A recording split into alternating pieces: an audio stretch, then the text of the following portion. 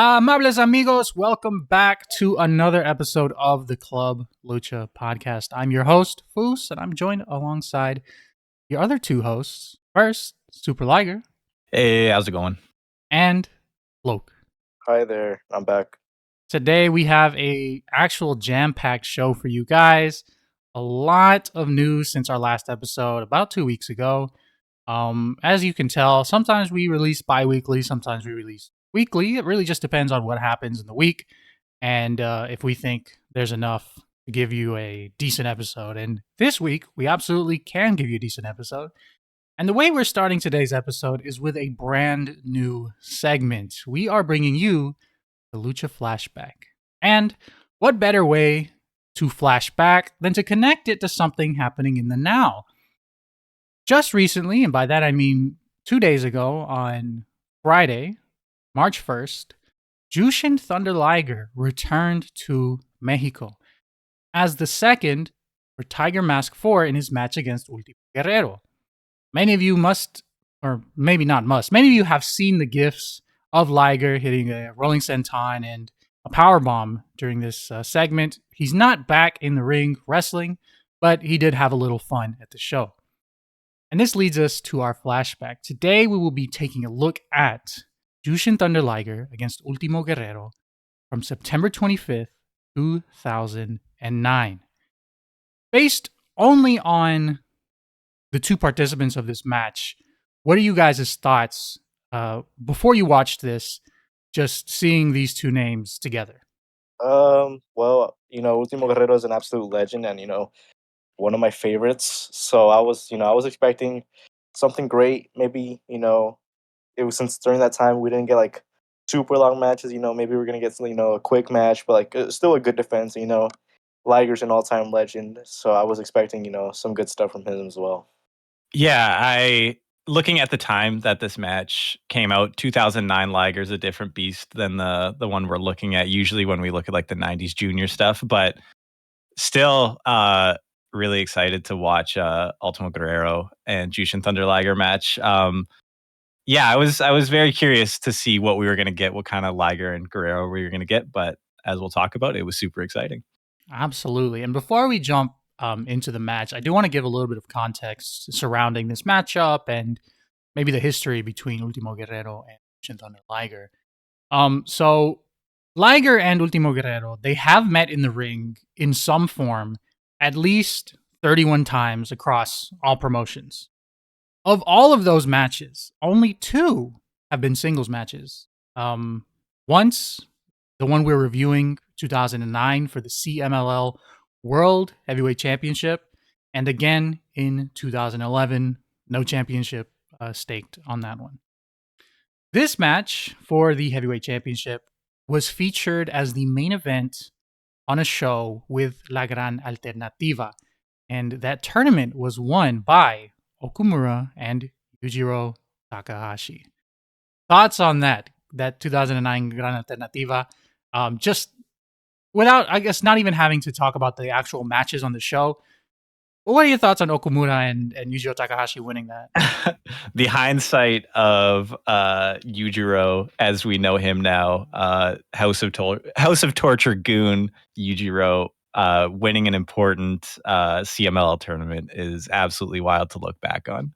I think this is, it's definitely important, especially considering, Okumura and Yujiro are generally, or I think only only foreign winners that have ever won La Gran Alternativa. So, it happening in 2009 and also having, Ultimo Guerrero versus Liger happen on the show as like just a big moment in overall. Pretty wild stuff, honestly. And Okumura, as we all know, for people not super familiar with CMLL, Okumura is still around. He was on the Fantasticamania show. Just, I think he wrestled yesterday, actually, on the Coliseo show. Los Chacales del Ring. I think they. Yeah, they were facing. I know they faced Futuro and I forgot the two other names, but yeah, they won yesterday actually. Yeah, so interesting stuff. Takahashi.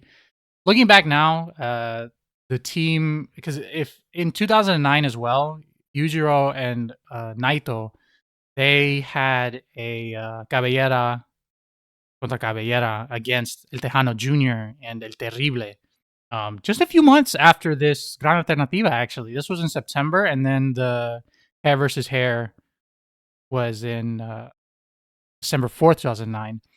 And not only that, Yujiro had another hair versus hair match in October of 2009. October 16th, he took Black Warrior's hair as well. Damn.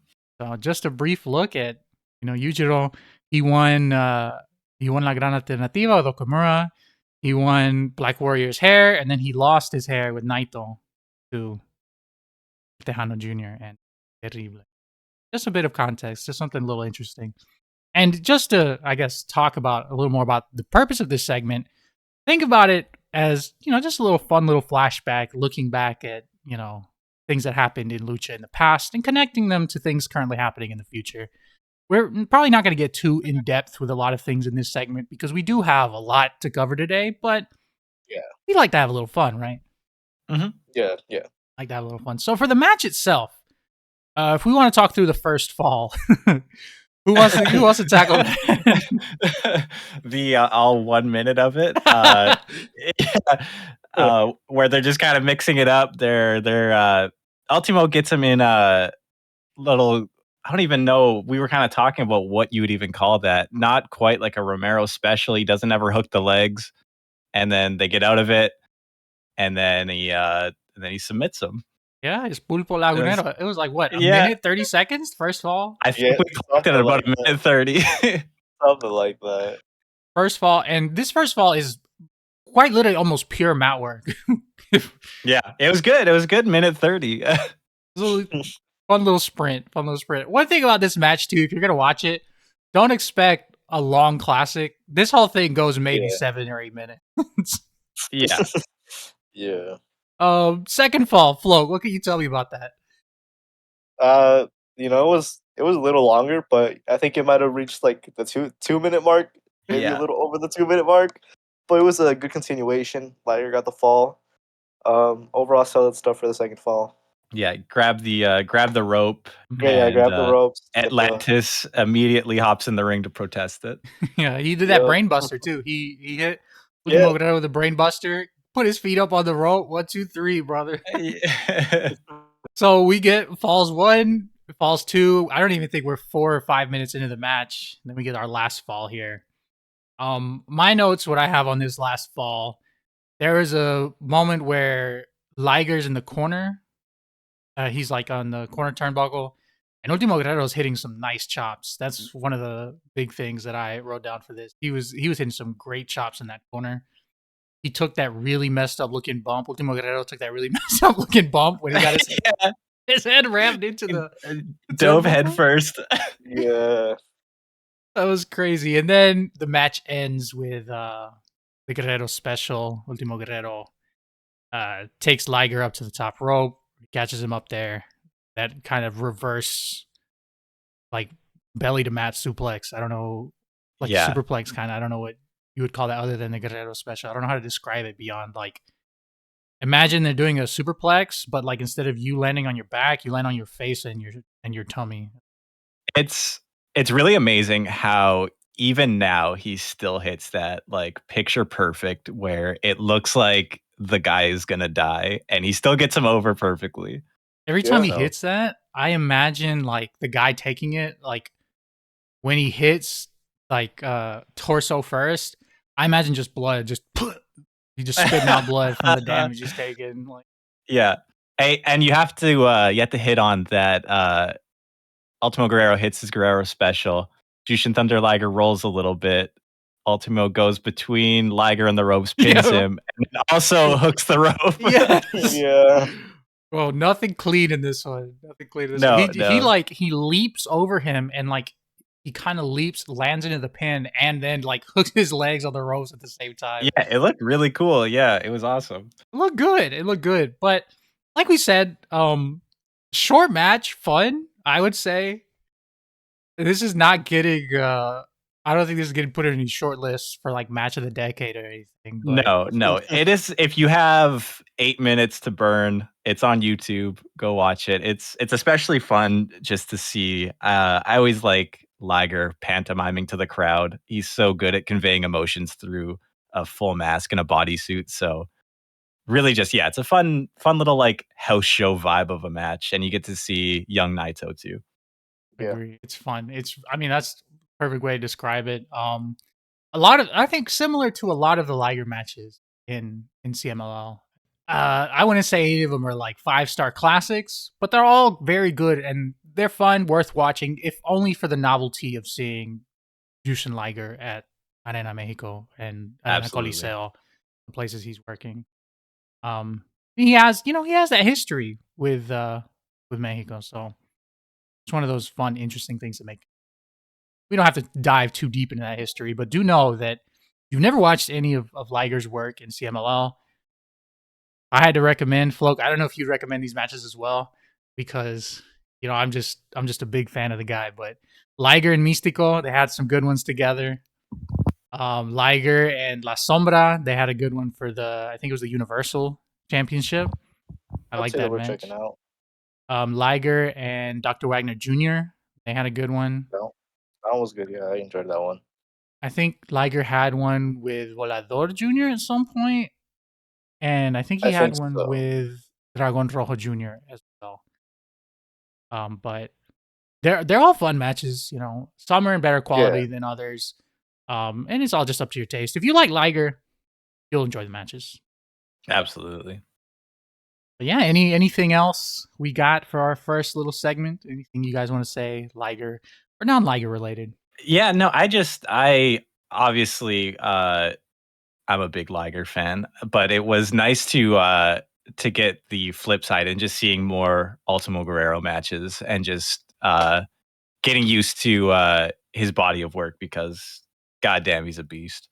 Dude, that we were watching a video as well with Ultimo Guerrero's burger stand, and he was in there cooking them up. So yeah, yeah, all time great for that alone, if only. But all right, we can just get moving on then to our more regular content here, where we're going to be breaking down what has happened in these last 2 weeks in the world of Lucha Libre. Bloke, would you like to lead us on this journey? We got the Torneo de Escuelas final between La Escuela de Ciudad de Mexico versus La Escuela de Puebla, and unfortunately, in the end, La Escuela de Ciudad de Mexico ended up beating La Escuela de Puebla. The last one from Puebla being Shelwa, so a little sad for that. But I thought it was the best match out of the 3 matches in the whole tournament. I thought I had a lot of great action. Most people got all their stuff, and in general, it was just like such a fun Torneo Cibernetico. Probably my favorite Torneo Cibernetico from CML that has happened this year so far. And who knows, maybe it'll be top soon, but it's going to be pretty difficult considering how young these guys are and just the great stuff that they showed off in this this tournament final. I agree. I thought that it was a really good way to show a lot of guys. One thing, Legendario, bro. I think that the final should have been Legendario and Shelwa. Absolutely. I was so surprised with Legendario's performance compared to the last match he was in, where we were kind of talking about his 50-50 hit rate, but he was goddamn near 100%, and he had everybody going crazy for him. He got the Soberano Jr. Taking off the shirt pop, crowd going crazy. He looked incredible. But yeah, I definitely agree. It should have been him and Shelwa in the end. But still good. Still good. Absolutely. I think, like you said, we we did talk about how he was like on, and then he missed that. I think he tried to hit the Sasuke special, or he tried to hit the first round. Oh man. And then he just kind of bounced off the ropes and got pulled out by was it Infarto? I don't remember who it was. But somebody just pulled him out, and I was like, damn. But then, like you said, in the final, he was hitting all his stuff. Crowd was going crazy for him, bro. Like, yeah. And I think it didn't kill the match that he got eliminated so early. And I say so early, by that I mean he should have been in the end, but it didn't kill the match that he wasn't in the end. But I think it did lower the crowd's volume. Yeah. A bit. You Yeah, could hear some disappointment when he got eliminated. yeah. Fun stuff though. We'll see him back. He was cool. But overall though, yeah. I would say it was a successful tournament. Yeah. We'll see Second who week, sticks around. yeah, second week was the best. Third week, the final. Second best, first week was the week. We'll see, from all of these guys that participate in the tournament. We'll see who sticks around in CML, or who sticks in Guadalajara, who sticks around in Guadalajara, who sticks around in Puebla. Who actually moves to Arena Mexico, or who actually moves to Ciudad de Mexico and becomes like a regular in Arena Mexico and just in CML in general. So we'll see. We'll see soon enough. Fingers crossed for Shedhua. Fingers crossed. Yes. Fingers Because crossed. Absolutely. if I can just say something really quick about him as well, we've talked about this off the podcast, like just in general. Watching his videos, watching his appearances, like backstage talking, and I think he was on Informa as well. Yeah. He has a golden voice, if that makes sense. Yes. Like, He's holy a great moly, speaker. yes, bro. Like, and not only that, I think that he has a very like artistic and creative vision for Yes. for Yes. Yeah, like because he has like a film background and stuff, right? Yes, Yeah. the film background and stuff like that, and like in general, just the way that he like presents himself, and it's so great. Like he has it kind of feels like he has like a sort of classic Yeah, presentation to I him. was Yeah. gonna say very Yeah. classic luchador feel. if CMLL can lean into that and like just give him the reins on creatively for like his presentation and like just support him through that, maybe even like if they want to like broaden that and give other guys, maybe not the same presentation, maybe not the same qualities, but like maybe he has ideas as well for other people who he can be like, we can elevate this Yes. guy with this sort of like video, like explaining Yeah. Yeah. or Yeah. like this sort of video promoting them. I think that, there's something really good there. Creative. And Yeah. he's kind of every promoter's dream, where if you follow him on Twitter, and you should go follow Shawa, Yeah. he is like, he's out doing his own stuff. He's got like camera crews with him. So like as a promoter, seeing a guy have a grasp on his character, want to portray his character like In a outside certain of like way. working hours is like, yeah, So why great. wouldn't this guy go to the moon, man? Yes. Awesome. So, I mean, someone to definitely keep an eye on. They're going to be making waves, big, big waves. Definitely. We can't sing enough praises about Shelhwine. Yeah. If, you'll probably hear it again the next time we see him. Yeah. The next time he pops up on like a Tuesday show or a Friday show, we'll probably talk about him again. And yet again, if you want to go follow him, go check him out on Twitter at Sheba Luchador. Yeah, and he's a listener to the pod. Yeah. Hey, listen. So he Oh, I listens to forgot it. that. Yeah, he said he listened to the pod, the Yeah. last podcast episode. So Shout out thank to you you, very much Xiaohua. to him. Yeah, shout out to Sheba. Friend of the show. Friend of the show. Yeah. Yeah, awesome stuff. Awesome stuff. So what do we got? What do we Yes. got after the Torneo de Escuelas, which is good. Yeah, so after Torneo de Escuelas happened on, after Torneo de Escuelas happened on the 23rd, we did get the ladies' ring show on the 25th of February. Oh, so And I was gonna say Soups and I are not super familiar with that, but we do know that you watched it, Flug. So what can you tell us about that show? so I watched it recently because it was just recently uploaded to Wrestle Universe, and I thought overall I had a lot of fun with the show. I thought the show just had like it was just it wasn't like the best show, but it was like I just enjoyed like watching it. Like just like a show that you can like just watch, relax, and you're gonna have fun watching it because like you don't have to expect like the best thing ever, but it's like you just want to like chill. Maybe like if you want to watch it with like some friends and stuff like that, like it's great for that. I thought the best match was honestly probably the main event. It was good stuff. The match, which was the five-way title elimination match for the Mexico Kanako title, I thought that one was also really good. It was won by Sumika Yanagawa, and I really liked the pacing of that match. I think everybody worked well in that match. It was lots of fun. I wasn't expecting her to win. I thought Kagura was gonna win, but Sumika Yanagawa ended up winning. So supposedly she's going to be getting a trip to Mexico or training, something along those lines. I'm not so sure yet.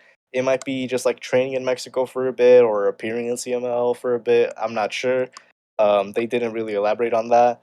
But some other notable stuff that happened on the show was that Salvador Luteroth the third was also on the show, and he said that he wasn't just in Japan, just for like that, but he was also like, he was also there for like, more business related stuff, with like the female wrestling scene. So we could see some announcements, in a couple months, maybe being revealed about that. Um, so that's going to be interesting to see. Something else that was also interesting to see that Salvador Luteroth announced was sort of giving like a personal invitation to Nagi Sayaka for the Amazonas Grand Prix later in the year. So we could kind of say that she's like sort of semi confirmed for the event. So that's something to look out for in a couple months. And he also sort of like personally invited Sumika Yanagawa. So overall, if you want to check out the show, it was lots of fun. Not the best show in the world, but you'll definitely be entertained because it's just some fun Joshi wrestling. Interesting Nice. stuff. And this collaboration with CMLL, this is not the first year they've done this show, right? This was just like the first time that they like taped it and like broadcasted it. Yeah, I'm pretty sure. This is a pretty like it's already like a standing relationship. It's not like a brand new one. We finally get Yeah. to look at it. Yeah. We finally got to see it, and it's we'll see where it goes. Considering he said Salvador Lutero said there's going to be more stuff coming. Interesting stuff. I like that. I mean, I think that's always good too. Good for the entire ecosystem of Yes. just wrestling. It's always good when two styles, when someone from one style gets a chance to almost do like a little excursion and pick up some things from Lucha, or likewise when Lucha guys go to Japan, pick up a few things. Yeah, I Good think stuff. it's always good stuff. And But that was sort of it for that weekend. good stuff. So then after that, we want to jump to the Tuesday show, the Arena Mexico Tuesday show from February 27th. Yeah. Yeah. Awesome. So let's take a look at that. Notable things from this show. What stood out to you the most? For me, Dr. Corante one hitting the what we call the corkscrew elbow drop finish was maybe the craziest thing I've ever seen in my life. But shout out to him for being just an innovator of new offense. But yeah. What a beast. Flo, what do you have? It's got to be like, I mean, my thoughts on that. It's like gotta be the most like, I mean, I guess it's innovative, but it's like the most useless innovation you could ever come up with. Yeah, no, absolutely agree. That's nuts. Yeah. To me, something from this show that when I was watching it, we talked about this. I didn't even realize it was happening until like the day after. I think I think Rob Viper said something about it too. In the women's trios match, La Vaquerita, Marcela, and Scadi against Era Olimpia and La Metallica, there was a skirmish between Escadi and Era that I did not even notice was happening during the match. Like there, and we were trying to pinpoint this earlier. I don't know if we figured out what made Scotty shoot face wash Era that just got things popping off. Like Yeah. I didn't see Era do anything to like Scotty to Yeah. like really like. Or the other way around. Yeah. Like, They just kind of got heated and started throwing yeah, bombs. I just started like they just started shooting, and it was, especially you could tell after the finish as well, because like the finish of the match happened, and like Era immediately stood up and just walked up the ramp and went to the back. No Austin clue. Aries style, love it. Yeah, Like we watched it, we rewatched it like 2 times, and then we see the skirmish. We go back and we look what pissed either one of them off here, and it's like, who knows? Honestly, what's the heat? What's the heat? we're not sure. It is this one. It's like when I was first watching it too, I was like, oh, they're working. They're just like getting really into it. But then some of them were like, no, they were shooting at each other. Holy shit, dude. Like, I don't know. It's just, that was fun. The lightning match in Match Relampago between Villano Tercero Jr. and Dark Panther. I thought it was a decent little match at Lampago. Yeah. Villano Tercero Jr. was clearly more into it than Dark Panther. I think Panther sort of felt, it kind of felt like he was wrestling, trying to like wrestle like a 20-minute match more than a 10 minute match. Yeah. I'm looking forward to them getting more than 10. I'll say. Yes. Yeah. Yes. Yeah. One day. Wasn't bad. There's another level it could have gone to. Good for a match Relampago. Good for a match. Yep. Yeah. Big. I mean, I think all of us at this point are all at least somewhat fans of Villano Tercero Jr. and Dark Panther. Yes. Absolutely. Both of them. They've got a lot of talent. The rest of their family has a lot of talent. Villano Tercero Jr., hijo de Villano Tercero. One day we need to get that. I don't know, for some title or something, bro. They need to get strapped up with something at some point. Villano Some Tercero title, Jr. yeah. Put them with some title match. Yeah, something along those lines. Give them a tournament win, because I think they're just so good, bro. They deserve it. They absolutely do. Yes. Semi-main, we had the Funto Hechiceros Sandokan Jr. against Atlantis, Blue Panther, and Star Jr. Anything stand out too much for y'all in this one? Not too much. I think the early exchange, like the early like sort of technical exchange between Hechicero and Sargent was like decent enough. I think the most notable part of this match was honestly Star Jr. sort of messing up that Torneo through the middle rope. Yeah. Oh yeah, he got spiked crazy style. Yeah, that was splatted, bro. Yeah, that's probably like the most notable thing about the match. Blue Panther, as always, over. Yep. People go Old crazy man. for him. They love him. We love him so much. And then main event, Máscara Dorada, Tiger Mask, and Volador Jr. against Los Hermanos Chavez, Roja, and Templario. I mean, it was fine enough. It was a fine enough match. I don't think this match stood out too much. I didn't even think Tiger Mask's performance was like that great, but it was a match on a Tuesday show. Yeah, I think Tiger Mask was saving his performance for the Friday show. Friday. Yeah, Friday, yes. For sure. I mean, yeah, that one, I think for me, the show peaked at Villano Tercero Jr. Dark Panther. Yeah. Somewhere around there. And then after that, because it was just kind of like fine, but you don't really have to go super out of your way for this one. If we have to recommend one match, which one are you recommending? Oh, that's a good question. I mean, the Villano Tercero Jr. Dark Panther match is the better match, but I always find it very fun to watch people shooting on each other. So you want to watch the women's trios match? If that's your kind of thing, maybe check that out. But the better wrestling match is Villano Tercero Jr. Dark Panther. Yeah, I would agree. Yeah, I would agree. Maybe if you want to see Blue Panther, maybe the semi-main, but the more interesting events happen in match 3 and match 4. Yeah. Not bad though. Not bad. So it's not bad at all. Then we if we want to move on to Informa from this past week on the 28th. Yes, we should. Okay, so Informa had a couple big news. I think even previously, it was like a couple of days before that, we actually had some big news about Fantasticamania UK returning, and it's going to be in May. It's going to be in May, the 19th of May, in York Hall. And the first super show that was announced was, they gotta start it off strong, so they have to do Místico. And they also announced 2 other talents, Hechicero and Stephanie Wacker. So yeah, so far those are the only 3 names we know for Fantasticamania UK, and it was briefly talked about, I believe, in Informa.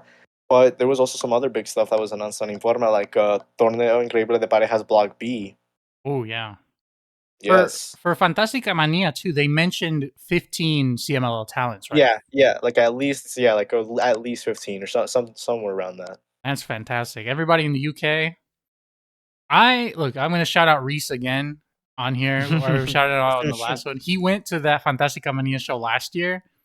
He said it was really good. He said he really enjoyed it. So people in the UK, if you get the opportunity to watch the CMLL guys come to Rev Pro, I would say take it based off of my friend Reese's experience, where he said they were really good. And I can only imagine with 15 talents, they're loading up. Yeah, that's crazy. I mean, they're bringing Místico, they're bringing Vaquer, they're bringing Hechicero. One can only assume they're going to bring like more really high caliber names there as Yes. well. And it's not just one show; it's two shows, one in the morning and one in the afternoon. So Double feature. yes. Yes, we don't really have to guess 15 guys, but if I had to guess two guys, you think that'll go? Let's say Sandokan Jr. returns, and let's go. Let me go with a safe pick. Let's just say Ultimo Guerrero.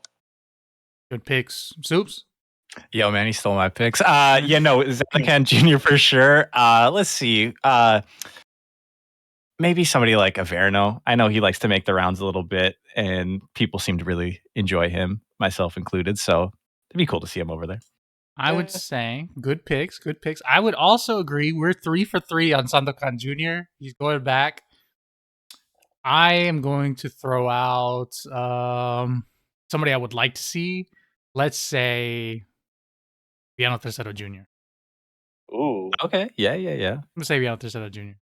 Someone I would, just because he's a guy I want to see get an opportunity like that, just go over there, show out. Yeah. Yeah. I see it. well. Yeah. Awesome stuff. So what else did we get on Informa? What else? This Torneo de Parejas Block B. Yeah, so Torneo Increíble de Parejas, the previous week they had announced Block A, which I'm not sure if we covered, but in case we didn't, for Block A, we have Akuma and Dulce Gardenia, Ángel de Oro and Flip Gordon, Máscara Dorada and returning to Arena Mexico, Rocky Azúcar Romero, and Euforia and Gran Guerrero. And then on the Informa that just recently happened, Block B was announced to be Disturbio and Virus, Hechicero and Stuka Jr., Templario and Dragon Rojo Jr., and then Atlantis Jr. and Soberano Jr. Block A, I feel like we can kind of guess who's making it through. Yeah. Akuma and Dulce Gardenia, for sure. That kind of rule, actually. Yeah. Akuma said if they won, I think if they moved on to the finals, I think he said he would come out in a pink suit. Oh, okay. I think we need to make this happen. Yeah, oh my god! Didn't they say if they made it, they would do cabellera? I think they said if they won the tournament, they would do cabellera versus cabellera. Oh, that rule. But I think that's gonna be like our fan favorite pick, but the more realistic. That's like the joke pick, but like Yeah. if we're being more serious, like it feels pretty obvious that like Máscara Dorada and Rocky Romero are gonna be like the obvious winners from Block A. Yeah. Very much so. If bet the house on Akuma and Dulce Gardenia if you're real. It's worth it. Yeah. And for Block B, I'm sort of more torn because I could see, with all the buzz that Hechicero has been gaining, we could see an upset. We could see Hechicero and Stuka Jr. winning Block B, or they could go with the more obvious choice and go with Atlantis Jr. and Soberano Jr. There's two, like this one is like both of those options are A+ options in my opinion. Yeah. I don't mind the Templario Dragon Rojo Jr. just because of the, having their Apuestas match at the last Aniversario. So I like the team. I don't think they're going to win just because Dragon Rojo Jr. doesn't have the juice like that. But I do like that pairing. Yeah, I think that, God almighty, just looking at these two, the only team here that in Block B that I just wouldn't make a lot of sense for me is Disturbio and Virus. Yeah. Just because, I mean, like, I get that they're, like, doing, like, their little, feud with, like Los they're doing like a four-way they're doing like a four-way trios rivalry with Los Indestructibles, La Ola Negra, Los Cancerberos, and Los Dulces Atrapasueños. It's weird. Yeah, but of all of the pairings here, I think that's probably the least. It probably won't be bad. But it's probably the one that I would want to move on the least. Hechicero, Stuka Jr., they've been putting on such great performances. I mean, Stuka Jr., what a beast, dude. Like, all the buzz that he's gotten from his Fantasticamania match. Yeah. He's a beast, bro. Like, and then last year, like, there's so many good Stuka matches from last year against Barrio Cavernario, against Soberano Jr., against Místico. Like, he was hooping, bro. He really was. I feel like the last time we got excited about Stuka Jr., he got eliminated in the first round. Yeah. So Oh yeah. I think we got Oh a yeah. little bit just for his sake. Oh man. Oh, just for our Mystic sakes. is not here though, so he might have a chance. Yeah. Yeah. I mean, okay, here's my hope. I hope for the semifinals of Block B, we get Hechicero and Stuka Jr. versus Atlantis and Soberano Jr. and not like Yeah. Atlantis Jr. and Soberano Jr. versus these two and Virus. I hope that's not what happens. God almighty. Atlantis Jr. and Soberano Jr. We kind of called that one. Yeah, it Yeah. feels like if they do end up moving to the semis and even winning the tournament, it kind of feels like they might be like the early contenders for like the 91 aniversario match. So it's possible if they do win the tournament that it'll be an early contender. God, that would be crazy. Oh man, I don't want to think about that, bro. I don't want to think about Soberano Jr. losing it, bro. Please. Yeah, no, Me yeah. neither, man. But you never know. Bro, that's oh my god, no, that'd be insane. It'd be interesting though. I mean, Yeah. what I'm really looking forward to is the fusion attires we're gonna get out of this. You know, Yes. like the I gear. hope maybe we'll get a Black Tiger and half Black Tiger mask and half Máscara Dorada mask for Rocky Oh god, that'd be and sick. Máscara Dorada. I like Bro. the idea of these guys that hate each other and they're just like, okay, we can match costumes. Yeah. Like tonight, that's fine. That's one night. It's like how the Místico and Averno masks combined make Yeah, the Sin yeah, Cara yeah. mask. Yeah. Yeah. Crazy. And then so that's going to be interesting to see. I guess for predictions, I guess if we're talking about what will be the final of the tournament, which is happening at Homenaje a Dos Leyendas, I guess my prediction would be Máscara Dorada and Rocky Romero versus Atlantis Jr. and Soberano Jr. I agree. Yeah, That I one, think that's the or layup.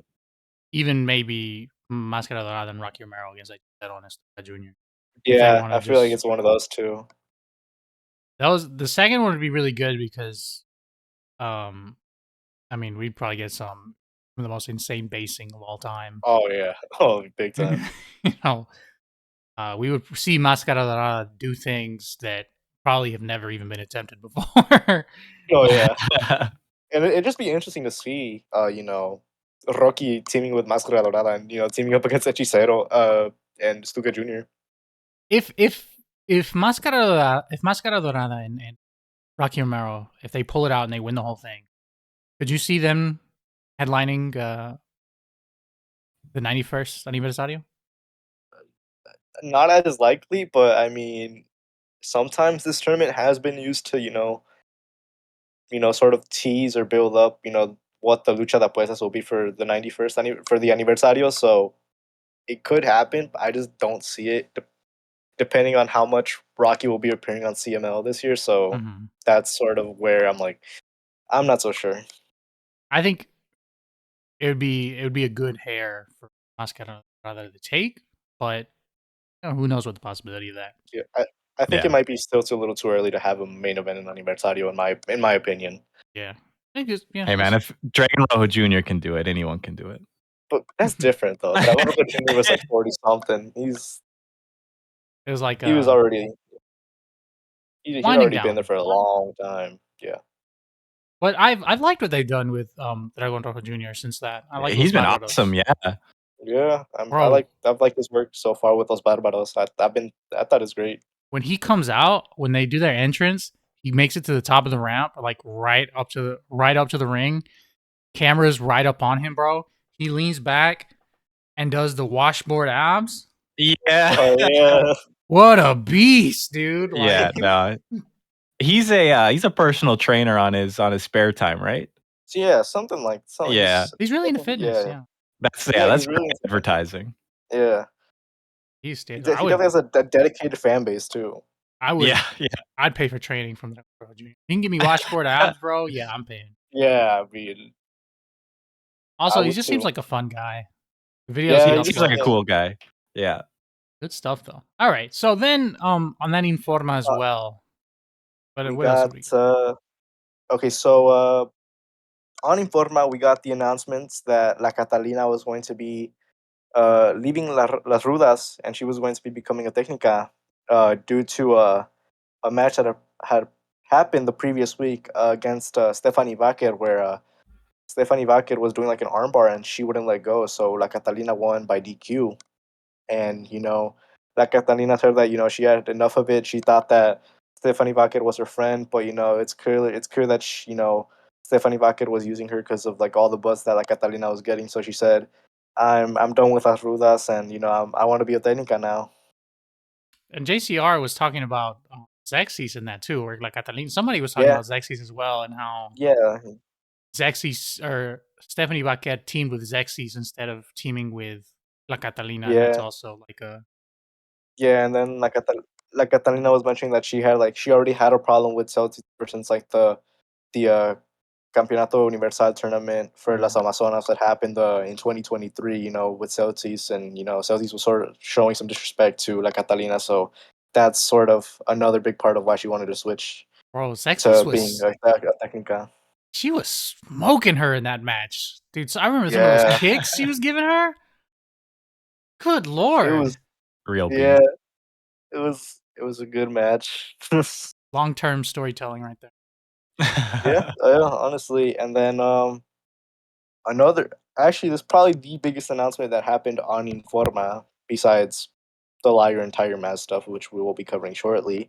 But CML announced the first ever Friday all women show. From top to bottom, every match will be a women's match And that is for the first time actually ever. it's this week, right? The 8th of Y- March. Yeah, it is Friday. this upcoming week. And this is huge news, like big news, because this has never happened in Anela Mexico, let alone a Friday.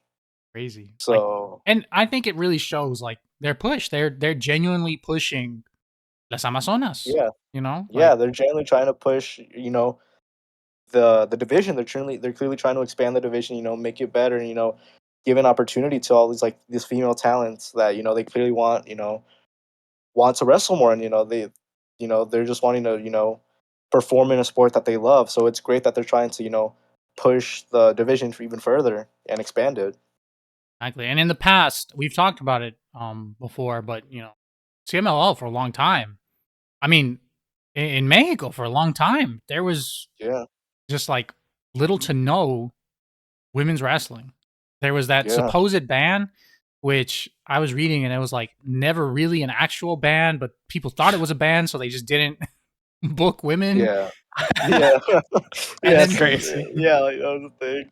and then like they realized the ban wasn't really a ban, and then they started booking women again. But then they booked them with such irregularity that it's like didn't really matter that much. But even without you know booking a strong women's division, there were still good, like very Yeah, good women's competitors. exactly. Then in 2000 and what 4 or 5, they bring back is the match with Marcela and Lady Apache against Amapola and Dark Angel, and Yes. supposedly that's the match that it was like so good that CMLL was like, all right, let's start booking them a little more regularly. Yeah. Even though Yes. I would say that even then it wasn't even as much as they're doing now, for sure. Yeah. Yeah. It feels like now they're really pushing it now, So it's good. It's a and very good step. it's a very good step. And I'll just do a quick run through what the match card looks like. So for the first match, we have a match between ladies from Puebla versus ladies from Guadalajara. We have Lady Metal and Lady Amazona facing off against Sexy Sol and Nautica. That's the opener. Uh, for the second match, we have uh, Torneo Copa Irma Gonzalez, which I believe also happened at last year's Homenaje a dos Leyendas, but this time it's being moved to this all women show, which this match contains Marcela, Amapola, Vaquerita, Tiffany, La Maligna, Metallica, La Guerrera, Valkyria, Era, Olimpia, Persephone, and Diablita Roja. I'm rooting for Era. Yeah, I'm rooting for either Era or you know Era Olimpia or Persephone for me. Olympia's a real beast, man. Yeah. It really is. The daughters of El Valiente. Yes, and after that we have Reina Isis defending her national women's championship against Silksies. And after that match, we have Darcy Lueta defending her CML World, or it's like CML Mexico Japan female championship against La Catalina, which it looks good on paper. We'll see how it goes. And main eventing the show, two of the girls that just came back from like a mini tour in Japan. Las Chicas Indomables Jarochita and Lluvia defending their national female tag team championships against Andromeda and Scadi, which I've been wanting this match for a while. I know someone else has been wanting this match for a while. Shout out to my friend Alex from the Stardom Quest podcast. Uh, this is a match for both of us. So yeah, I can't wait for this match. This match looks awesome. Yeah, I've been enjoying Andromeda and Descadi as a team. I like them. Yes. Yes. I think they play really well off of each other. And Yeah, I think they work really well together. And like this main eventing the show is, I think it's a great way to close the show. Honestly. I really like Andromeda's mask as well. I think it looks really Yeah. Yeah, really nice. Yeah, because you have the Chicas Innovables, sort of like the more veteran talent, defending their championships against like sort of younger talent with Scadi and Andromeda. So we'll see how the match goes. I have Las Chicas Innovables retaining, but I wouldn't mind a title change if it does maybe happen. I can see it. I saw a few people asking, "Where's Stephanie Baquet? Where's Stephanie Baquet?" Yeah. Why isn't she on this card? Isn't she the CML World Women's Championship and also one half of the CML World Women's Tag Team Champions? You might be asking like, where is she? I saw a lot of people asking, tweeting and stuff like that. But it was announced. The reason why Stephanie Baquet is missing from the show is because she's going over to Stardom for 2 dates. This same like weekend, she's going to be heading to Stardom, and on the 10th of March, or it's either the 9th or 10th of March, she's going to be facing off against Julia for the New Japan Strong Women's Championship. So basically, she's going to get some more gold and bring it back. Yeah, she's saving New Japan Pro Wrestling. Yeah. Stephanie 3 belts, bro. I'm telling you, 3 belts, Stephanie. Because with Julia on her way out of Stardom, it feels like this is probably like the last option they might have to, either have her drop the title to someone. So someone really international. Yeah, someone really good. Yeah, someone that has sort of been the cornerstone of like the New Japan Strong Women's division, if you really think about it. Yeah, I'm really hoping that she actually gets a decent run with it because, as we all kind of know already, Mercedes Moné is making her comeback, and that title was seemingly designed for her until she got hurt. So hopefully Stephanie gets at least a little bit of a run before it inevitably goes back to Mercedes. Yeah. I think it would definitely raise the prestige a little. Well, to like get some defenses everywhere. Yeah, get defended in Japan, get defended in the US, get defended in Mexico, in Mexico, yeah. Stuff. And who knows? This could open, the gates to more further, matches or collaborations between Stardom and CML in the future. Yeah. So that's another cool thing to see. Oh, I think I could pitch something cool here. So we've seen Thunder Rosa at Arena Mexico. Do you think there's a possibility if Stephanie wins the New Japan Strong Women's Championship, we can get a Thunder Rosa Stephanie Vecchia match for that belt? I think so. Yeah. Yeah, I think. That's such good synergy. That should be a thing that they should try. Yeah.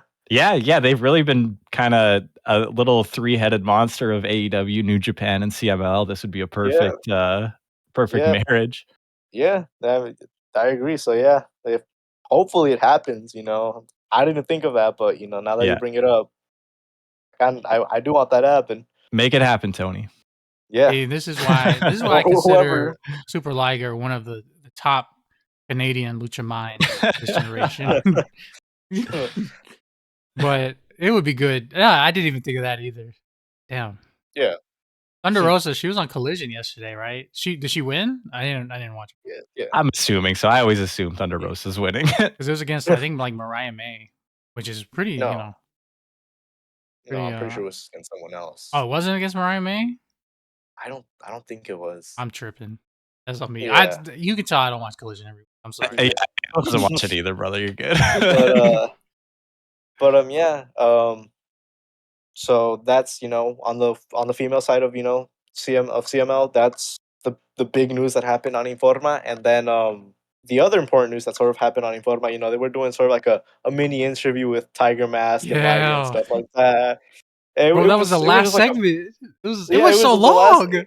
It was a fun interview. It was a fun little like interview segment that they had with both Liger and Liger and Tiger Mask. I thought it was like really fun. They were showing off like these shirts that they were gifting to Liger and Yeah. Tiger Mask, and they were like they announced that they were like giving out these I think it was like 6 posters.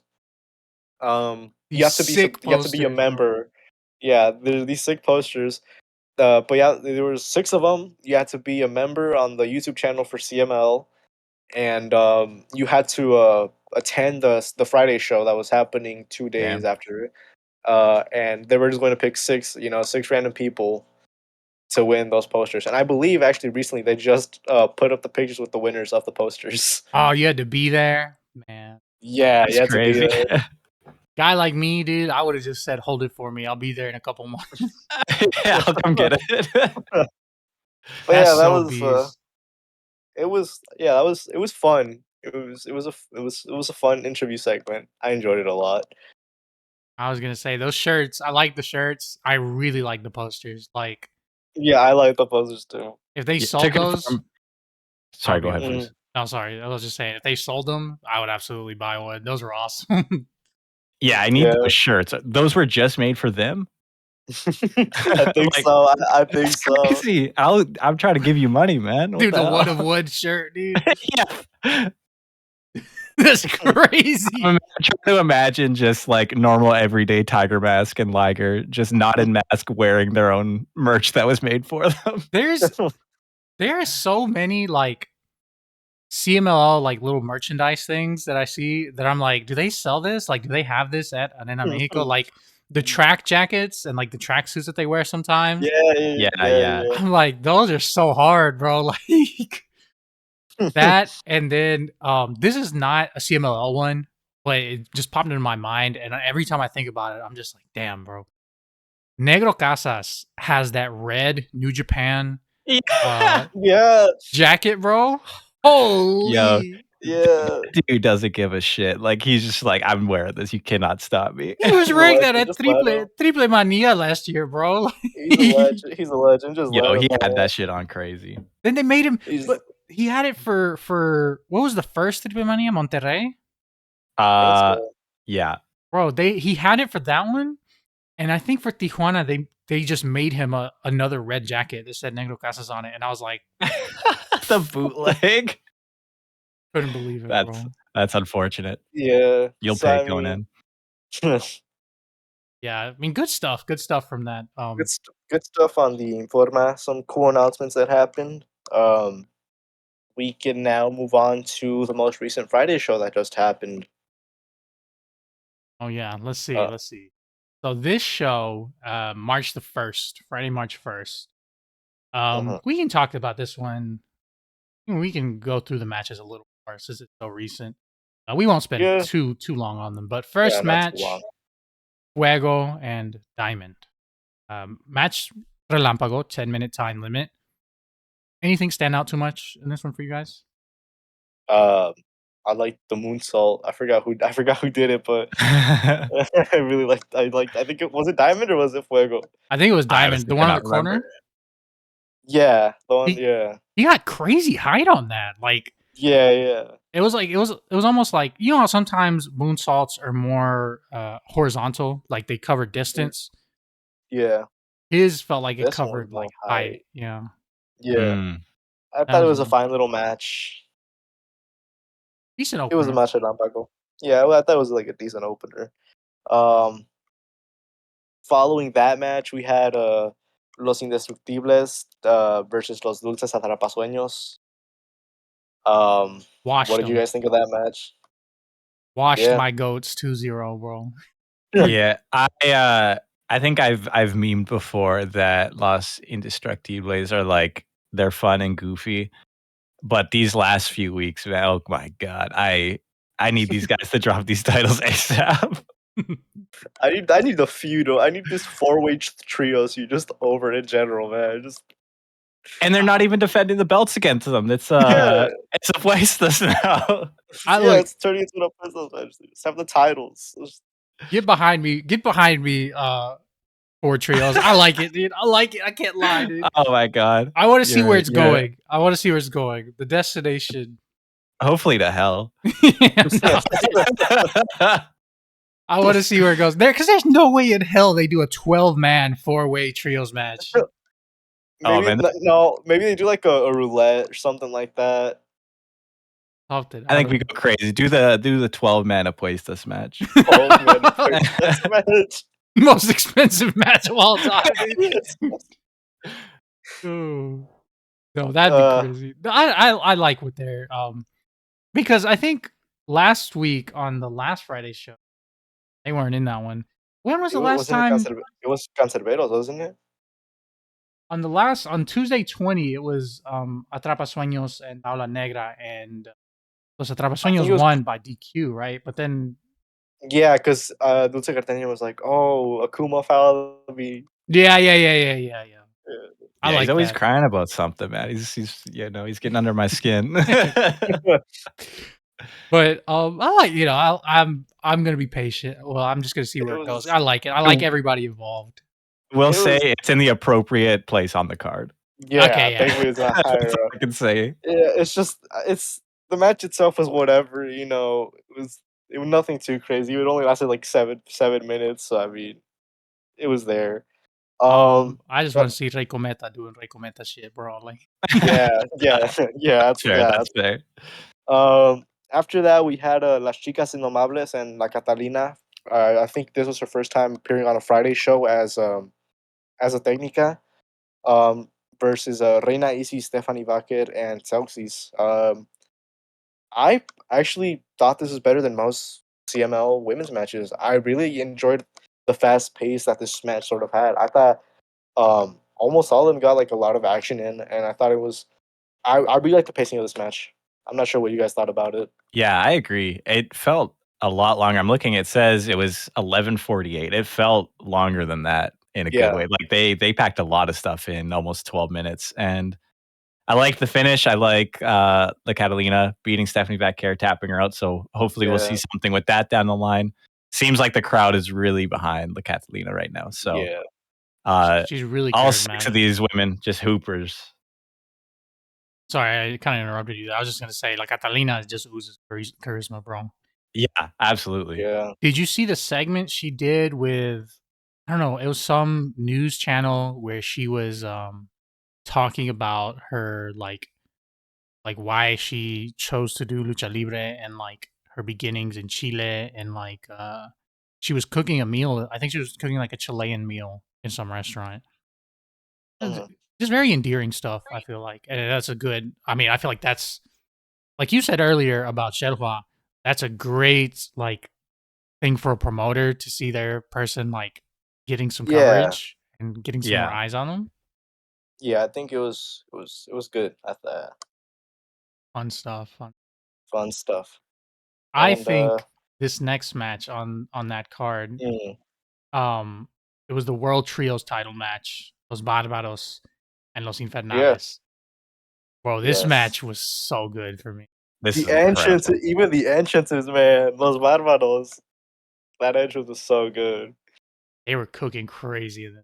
Like, Terrible coming out with the big axe. Yeah, the axe and the shield. The shield, and then Barbaro Cavernario had the big club. And Dragon Rojo Jr. had the abs. The abs. They really had it all going. Bro, La Comandante's gear was crazy. Yeah, she was looking great. Yeah. That's crazy. Like, she's not like, she doesn't have like a prominent role like during matches or anything, but I think that she really does I guess give character yeah. to the Yeah, to this you're just like, group. who's this beast standing beside these guys? Yeah, and I thought the match was great. Honestly, I really enjoy how the World Trios titles went from being yet again nothing after losing Fernandez, dropped them to Star Junior, Volador Junior, and Atlantis Junior, and they finally dropped the titles to Los Barbaros, and we're already only like I think it's like less than 30 days in, and they already defended the titles twice, so Yeah. good stuff, a lot of good stuff. I enjoyed the brawling style of this match a lot. The power bomb that Euphoria Oh, did to I think it was Cavernario, that insane height, that and was awesome. Yeah. that moment, I was like, "There's no way!" Like he hit him because he wasn't even on like the top rope. I think he was on the second rope, right? Yeah, I think so. But the height he got on that, I thought Barbaro Cavernario was cooked. I was like, "Oh my god!" Yeah, I was like, "Are they actually there's no way they have them lose this quick."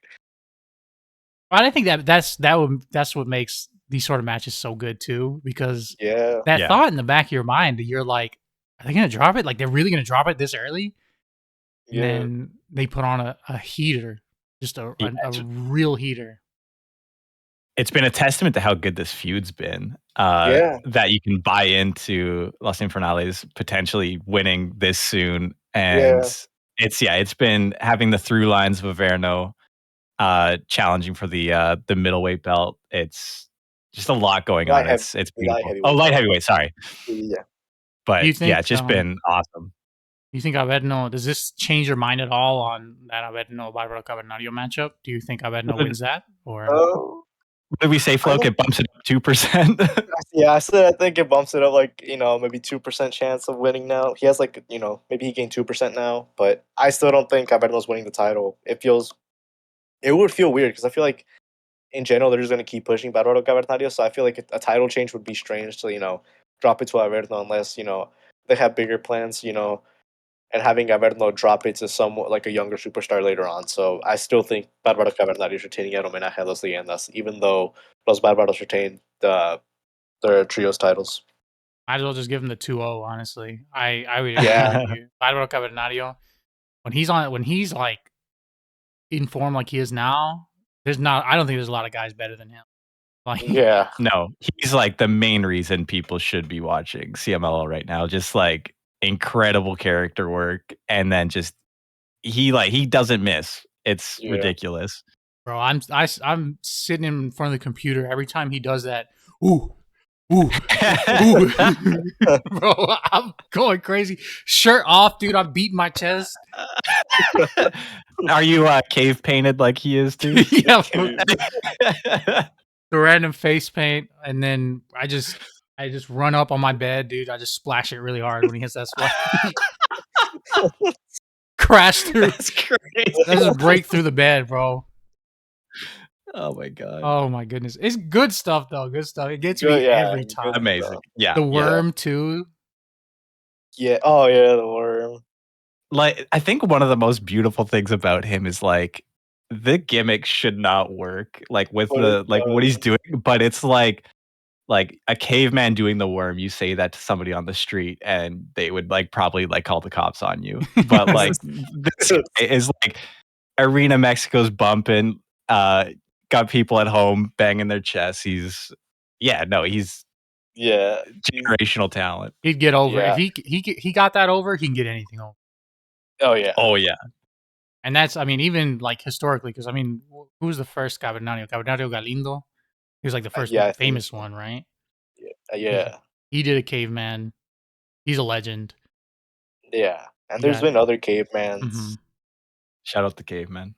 Shout out caveman. Shout out caveman shout out I was caveman gonna say, luchadores. that's my favorite genre, bro. Shout out caveman luchadores. Gotta be up there with pirate luchadores. Yeah. Yeah, I think we gotta start our own promotion where it's just cavemen versus pirates in every match. Caveman vs. Caveman Pirates versus and like pirate. Satan's minions, bro. Los Infernales. Yeah. It's minions.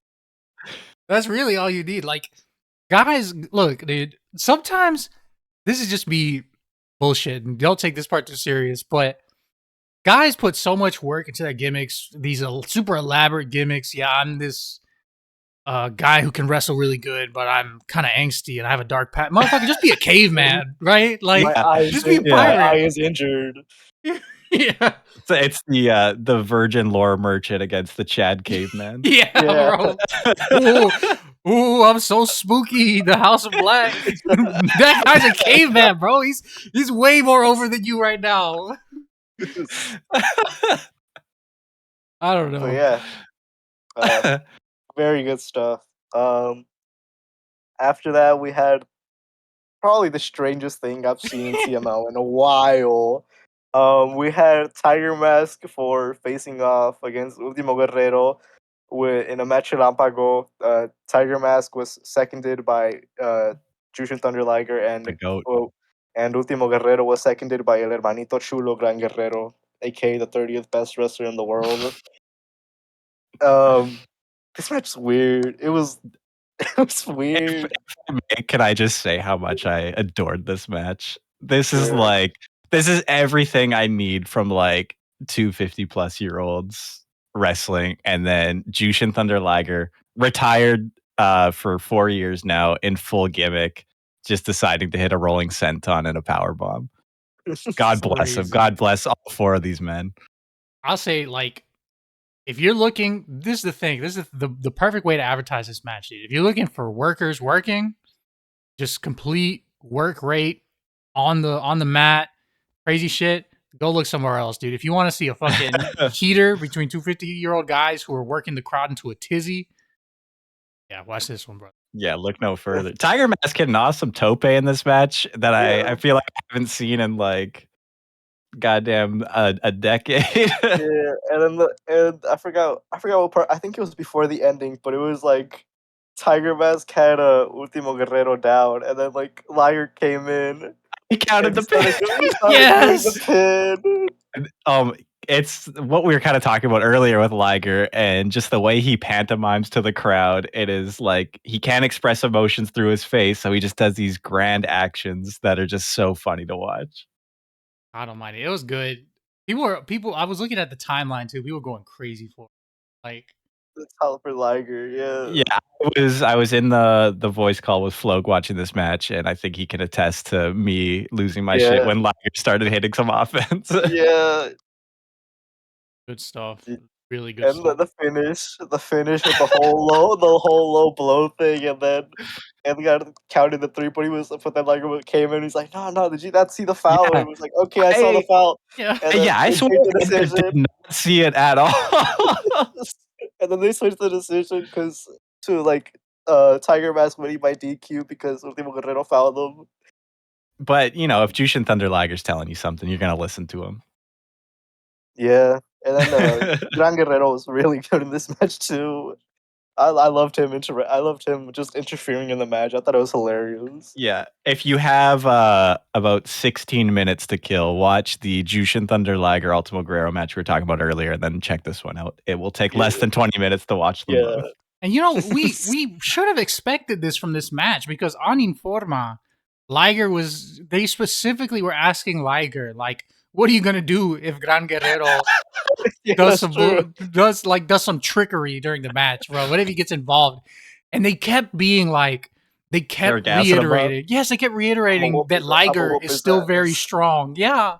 They were like, he's retired in the ring, but that doesn't mean he's not gonna like stop you if you try something.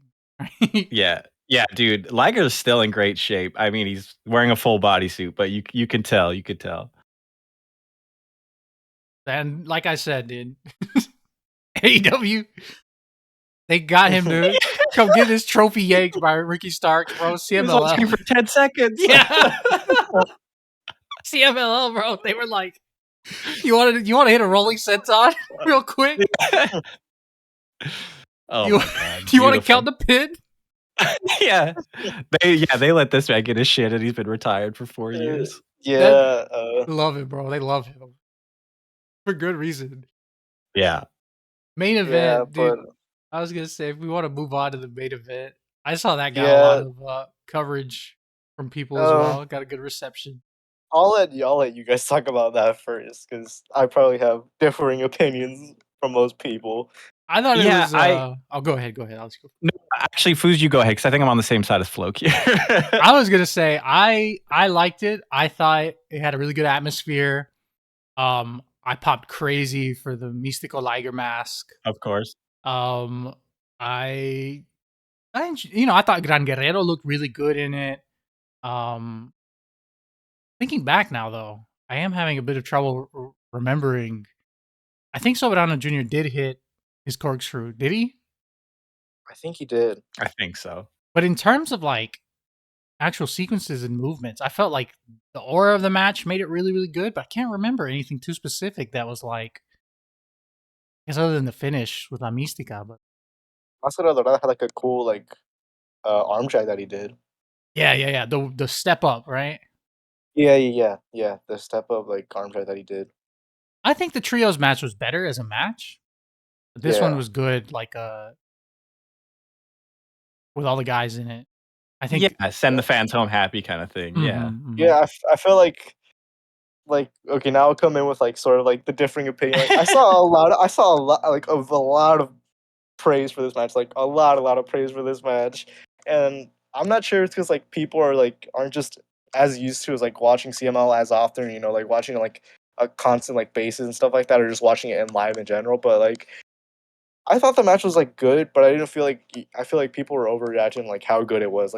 I did enjoy it, but I felt knowing that the all women show was gonna be the next Friday. I feel oh, it's just gonna be a send the people happy whenever they go home and stuff like that. So I was okay, it's a good match, but there's nothing incredible that sounds out about this match. Máscara Dorada stood out the most, but besides that, it's just a match to send the crowd happy, send them home happy, and it was pretty much that. I didn't think it was anything incredible. Yeah, it wasn't. It was kind of your standard main event 6-man CMLL match, which isn't a bad thing at all.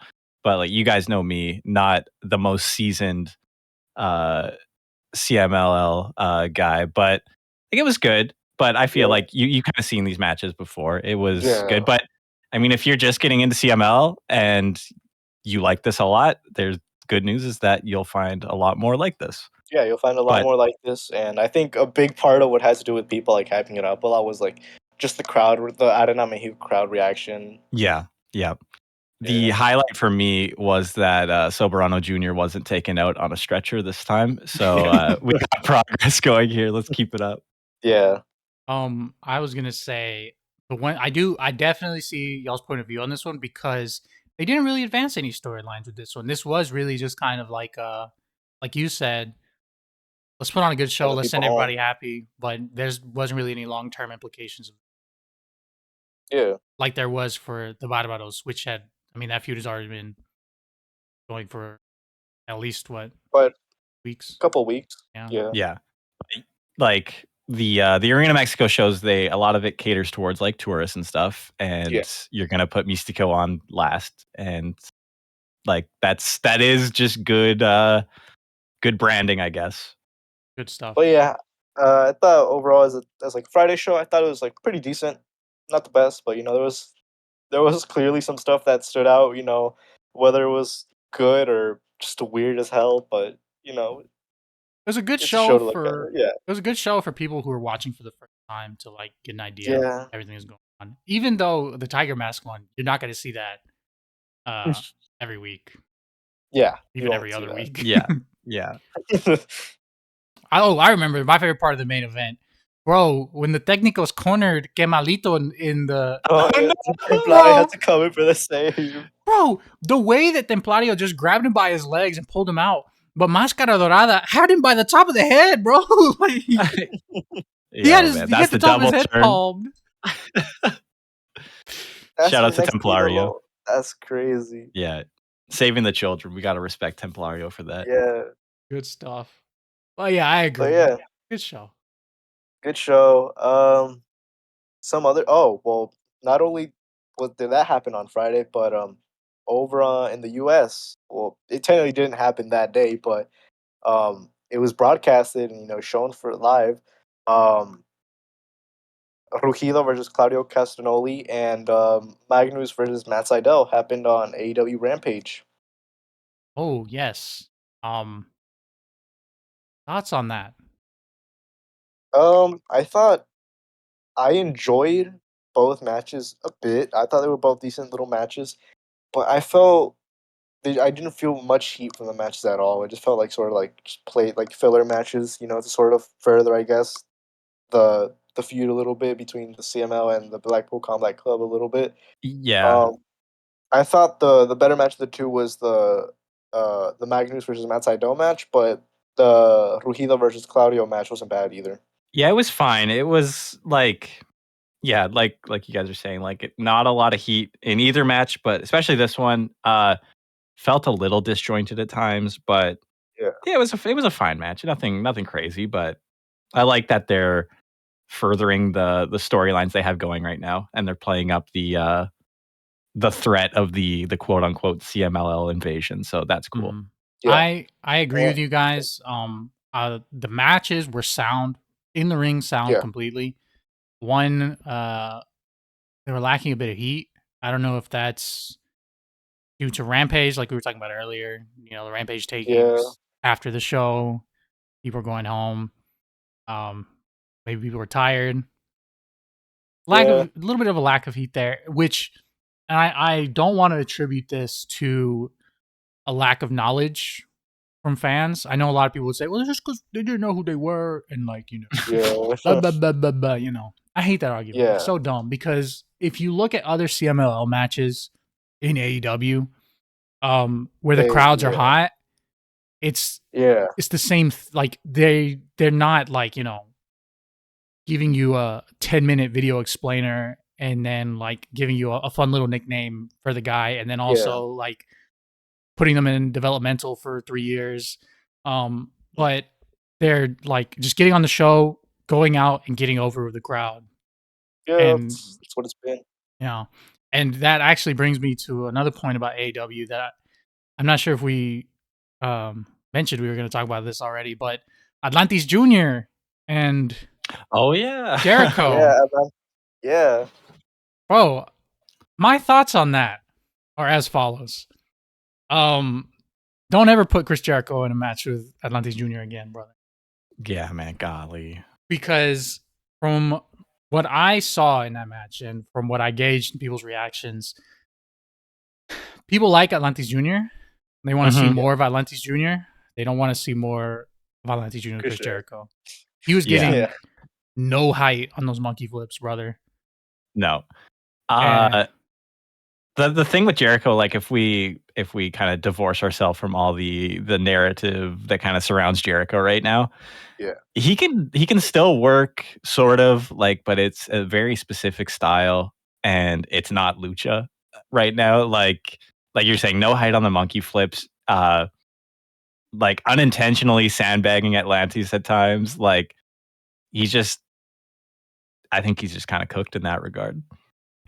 So as a whole, I thought the match wasn't as good as I thought it would be, but Atlantis Jr. doesn't even move that fast. So Chris Jericho not being able to keep up with him is sort of like should be a big notice. That's like, oh, maybe he shouldn't be working with these luchadores, from CML.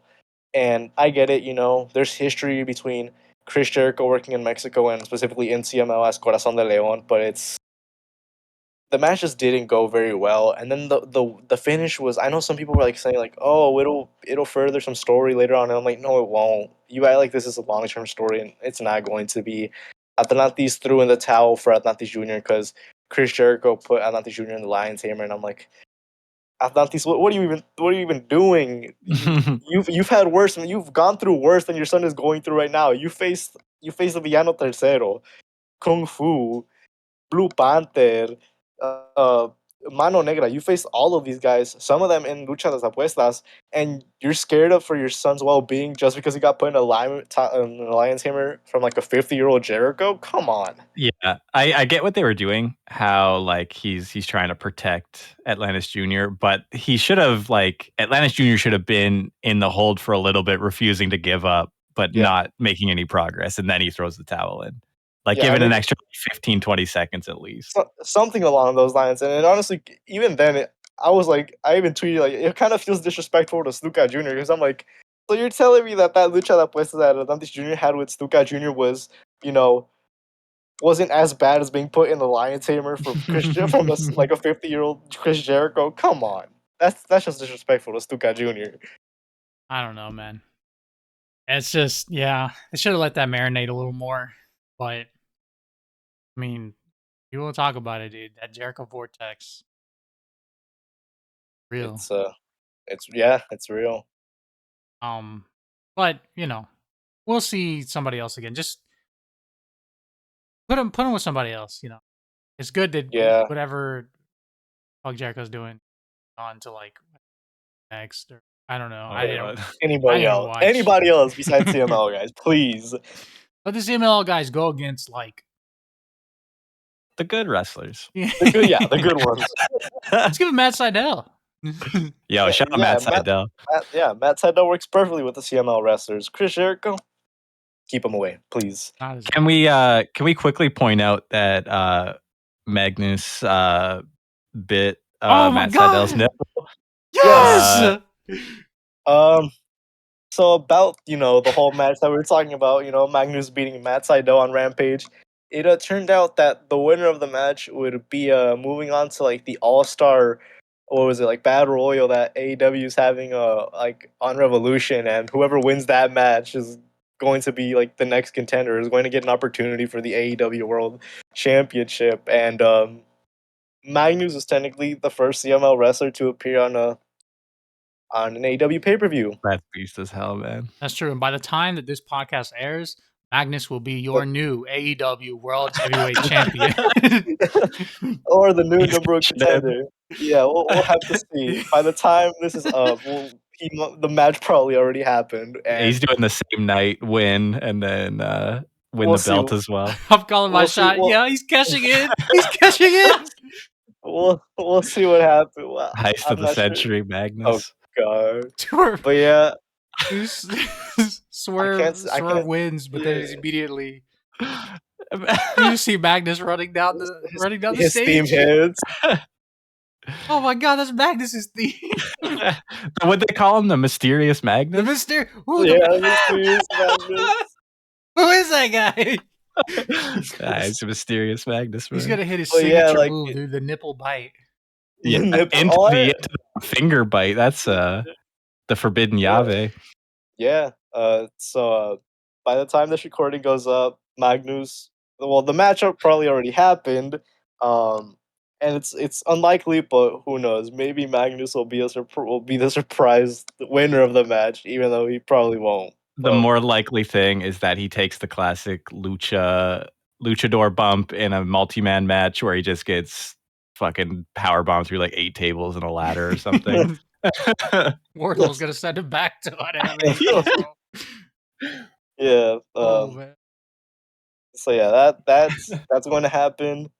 And also on the topic of CML and AEW, you have to mention the whole debacle. It's kind of a debacle. The whole thing about a lot of the CML wrestlers pieces were like revoked or like canceled. Canceled. Their work visas in the USA being canceled, and there's a lot of notable names that have like been mentioned on this list. More like just going down through this list: Hechicero, Máscara Dorada, Soberano Jr., Templario, Volador Jr., Blue Panther, Robin, Dulce Gardenia, El Sagrado, Capitán Suicida, Espíritu Negro, Euforia, Fugaz, Los Gemelos Diablo, and Sangre Imperial. Some of these guys being like some of CML's top players right now. And one thing as well, shout out Cubs fan, shout out Lucha Blog. He has this full list, and he actually has a very good explanation. Very detailed explanation. Very detailed explanation that he put up on his blog. If you want to read about it more and like sort of like how this happened or what might have caused this and stuff like that. So if you like want to read about how this happened or like the whole backstory between this, I suggest you go read Cubs fans blog and in-depth review of like what happened. Yes, Yeah, I think www.thecubsfan.com/CMLL/. the Yeah. biggest thing just to take away from it is that he's saying that best case would be 2 months to get their visas if they pay to expedite it, but more than Yeah. likely it'd be a 6 to 12 month process. Yeah, and But that's ugh, it's a big problem, especially considering like, well, maybe not as big of a problem, for example, for like what other junior and like people like Templario and Soberano, since you know they're already big names in Mexico and they already get booked really well. But people like Hechicero that were like, you know, they were catching like a big spark, you know, just huge. yeah, like a huge spark, you know, wrestling Brian Danielson, like, you know, gaining a bunch of fans and, you know, a lot of loyal supporters. And now, like, it might take like half a year or even a year to, you know, be able to get him back into the USA. It's unfortunate and it really does suck. Yeah, I have no idea how any of this works, but I'm hoping for at least most of these top guys that Tony Khan can open up the wallet so he can get it Yeah. expedited. But I don't know if that works. Yeah, just you know, I'm hoping for the best case scenario. You know, hopefully get a lot of these guys, you know, their visas, so they can actually work in the USA and you know get indie bookings and maybe even appear on AEW more frequently and stuff like that. Yeah, And you know, so you know, even though like a lot of these names have been, you know, their visas have been like revoked or you know, there's still a handful of talent that you know can still appear. You know, most notably probably Místico, probably the biggest name. Some other notable people that you know I believe still have the work visas are like Los Hermanos Chavez, Averno. I don't think Barbaro Cavernario was a part of this list. You know, Esfinge. Esfinge, Star Junior. You know, like there's still some sort of notable names that you can like be booked in, like you know, in the USA and just in AEW in general. Yeah, I think the biggest ones that hurt for like the AEW side would just be Hechicero, Volador Jr., Mascara Dorada, just because Yeah, they've already established them, especially Hechicero. yeah. But I mean, what can we do? And honestly, even like I'm very unfortunate for like people like Soberano Jr. and Templario because it's like I've seen a lot of people saying like, man, I can't wait for Soberano to come into AEW with the whole Yeah, Minko and stuff like gotta wait. that. Now you gotta, yeah, you will unfortunately now have to wait due to the situation. Yep. It's tough. That's tough. Hate that. Really do hate. Yep. Hopefully though we get it resolved Yeah. somewhat Hopefully sooner timely. rather than later. Yeah, Yeah. yeah. Tough though. What Yeah. else we got? What else we got? You know, sort of moving away from you know, more of the CML AEW stuff and just sort of going more on like the independent stuff, maybe, you know, talking about some stuff that has happened in Noah. You know, just recently, Los Golpeadores are participating in Noah's round robin tag tournament. I believe they're currently 2-1, or yeah, I believe they're currently 2-1, and I've enjoyed the matches that they've had so far. Daga also recently defended his GHC Junior Heavyweight Championship in a match that I thought was okay. It wasn't the best match, but you know it was a match, and he's also going to be challenging for the GHC Junior Heavyweight Tag Team titles, and it's possible that he wins them, or he might not. I'm unsure, but we'll make sure to cover that once that happens.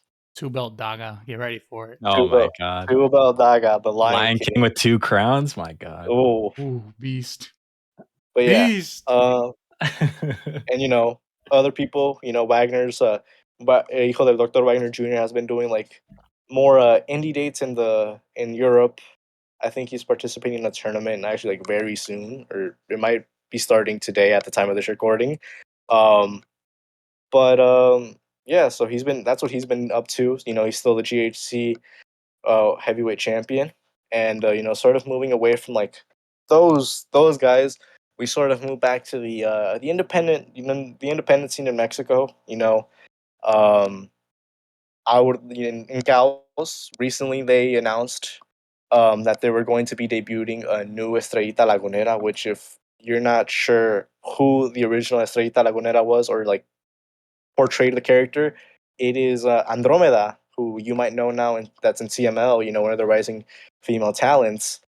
which sort of sparks a little bit of controversy, or like just like a lot of questioning, like who is going to be this new Estrellita Lagunera, specifically since Andromeda's in CML now, and you can't, there's sort of a problem there. So Chaos, I believe they did confirm that this Estrellita Lagunera is not going to be Andromeda, it's going to be a different person. So they're rehashing the character, and we'll see what happens with this new Estrellita Lagunera and who they get to play the character. Um, Moving on from that, from Chaos, we got some big announcements. Well, yeah, I would say it's a big announcement. Ares, Latigo, and Toxin of Los Vipers have basically confirmed they're departing of AAA. They're departing from AAA. What do you guys think about this? Add them to the list. Uh, The list gets longer, basically. yeah, the list gets longer, and just yesterday in in a riot, I think it was like Riot Lucha, a show in Monterrey. They announced all three of them announced that they were going to be no longer of Los Vipers. So it's going to be interesting to see what goes on with them moving forward. I hope maybe they're able to get contracted by some promotion. One that won't have you lose on TV in 4 minutes. Um, Ooh. or maybe they'll stick to, indie bookings, which I don't think would be bad either. Just hopefully they get booked a lot more frequently in the indies. I'm just hoping the best for them now that they're, departing from AAA. I'm just Absolutely. wishing the best for all three of them. Yeah. I agree. I hope they get a lot of opportunities. I hope they find a place that'll book them steadily, book them strong, let them show what they got. Yeah, because they're all great talents that definitely deserve to showcase their skill, but unfortunately, they won't be. They'll need somewhere to go, or they'll stick in the independent scene for a while. And besides that, we're reaching to sort of wrap up this episode soon. I was gonna say, I think we're running out of stuff here. We are Um, running out of stuff here. which is not a bad thing. We Besides, covered a lot, actually. Yeah. we did cover a lot today, and just two quick things to mention that we sort of forgot to mention a little bit earlier in the episode. Um, Místico did defeat Rocky Romero for the MLW World Middleweight Championship. Yeah. So good luck to MLW and how they're going to find a way to take that belt off Místico. They don't got to. Um, and I believe, and then Star Junior versus Magnus happened on a TV taping. I'm not sure when it's being put up, but that match also happened. And didn't I don't know if this is notable, but didn't Fugas lose another challenge against He Magia did. Blanca? Yeah, I think it was his third time his third time challenging Mike Blanca for the national welterweight championship, and yet again he lost on a Saturday, and then 2 days later he challenged Los Hermanos Chavez. He was in a TML World Tag Team title match against Los Hermanos Chavez, and he was teaming with Star Black, and they failed to capture the CML World Tag Team titles there yet again. So it Getting hasn't been cooked, man. it hasn't been the best year for Fugas. So Maybe next time. Maybe next time. maybe next time. Maybe maybe fourth time's a charm. Getting cooked, bro. That's crazy.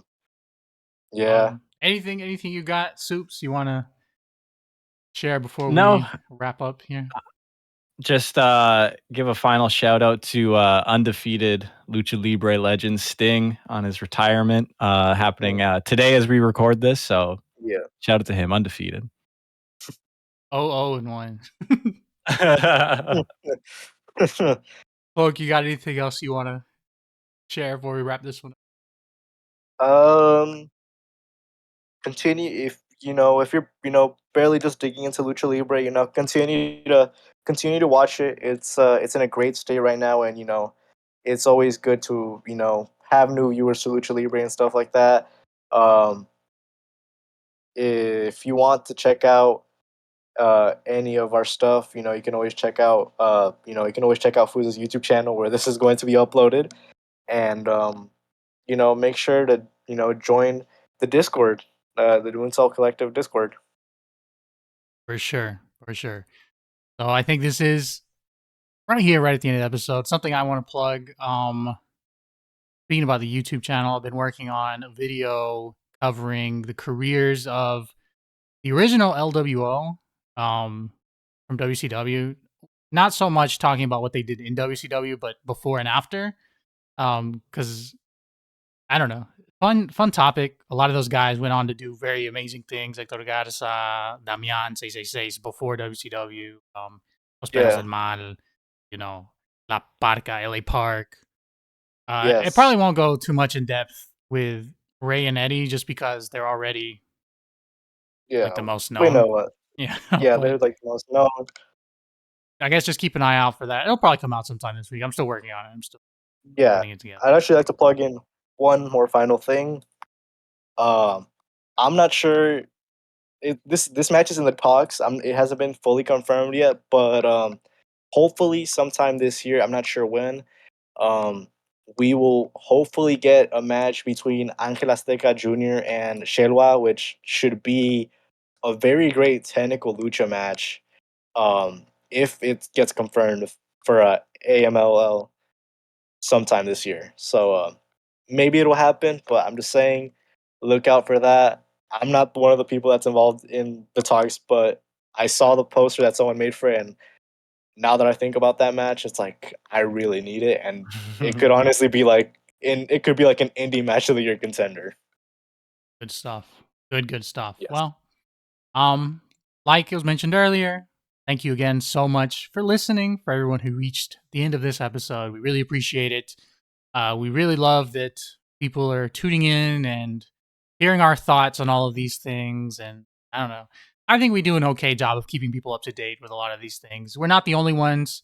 We're not the first ones, but we are also doing Yeah. it. And I appreciate that people are vibing with us and enjoying what we're putting out. Other than that, though, have a great day. Have a great week. We're going to be watching Sting's final show later. And if I have to leave a few words on that, True Icon, we don't really get into a lot of just pure AEW, old Yeah. WCW, like the American style stuff. We tend to concentrate on one thing, but I think Sting Yeah. really is the type of guy who, was like the face of it. He was the Yeah. icon, and everybody, Yeah, you for see a a picture reason. of Yeah. Sting, yeah, and you know who he is. Yeah. Really, it's a really notable day. But again, Yeah. thank you all so much for listening. If you have any comments, questions, concerns, or you have an idea for a Lucha flashback that you'd like to see us go back and look at a match, send it to theclublucha@gmail.com. That is theclublucha@gmail.com. Go on ahead and send us an email. Other than that, though, Yes. signing off. See y'all later. Later. Peace.